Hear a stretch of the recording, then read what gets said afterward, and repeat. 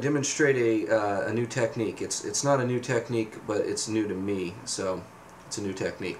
And it's a way that I practice visualizing my fretboard, understanding the major scale, and some of my major arpeggios that will help me improvise over a major chord.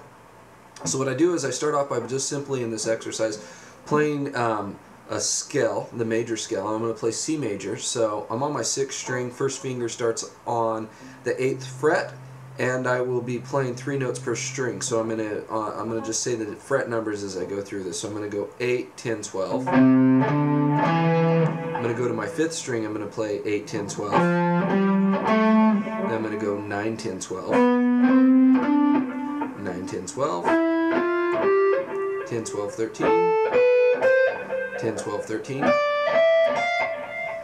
And so that's the beginning of the exercises. I play the scale forwards and backwards, and then after I do that I follow it up by playing, I'll just simply play a C major arpeggio.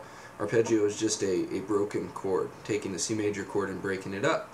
So I will start on my 6th string and I'll go 8, 12, go to the 5th string 10, 4th string 10, my 3rd string 9, then my 2nd string 8, and then my 1st string 8 and 12. I'll go forwards and backwards. So far the exercise looks like this.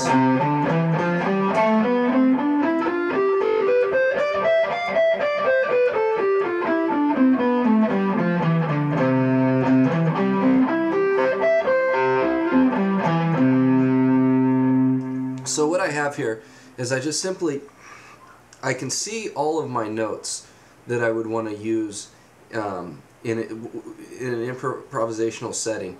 Is if I was soloing over a chord, I could use any of these notes to solo with, but I want to only emphasize maybe those notes. So I go through my scale and then my arpeggio like I did, and then I follow it up with some sort of lick, and I try to keep it really just simple and basic. Maybe just something like where I play something like a blues pocket and I land on the root, and then I'll go back through and play the scale again, and then the arpeggio, follow it up with a lick, and maybe this time I'm going to emphasize the 3rd. And then the next time I go through the scale again, the arpeggio again, and I'll emphasize the 5th of the chord. So now I can see the notes of the major scale, I can see the notes that I want to land on, and I can see a lick and how they all kind of relate together.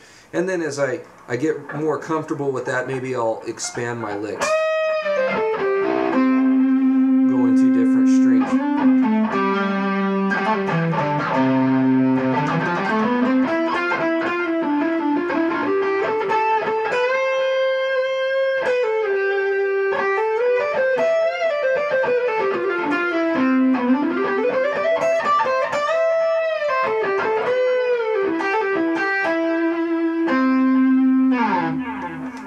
So that's how I visualize my fretboard, and that's how I relate the major scale with arpeggio and ultimately with my phrasing.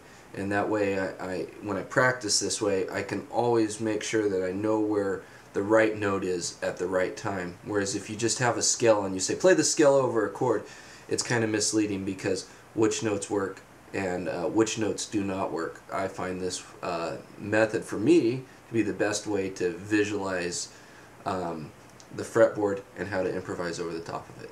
I hope it helps you.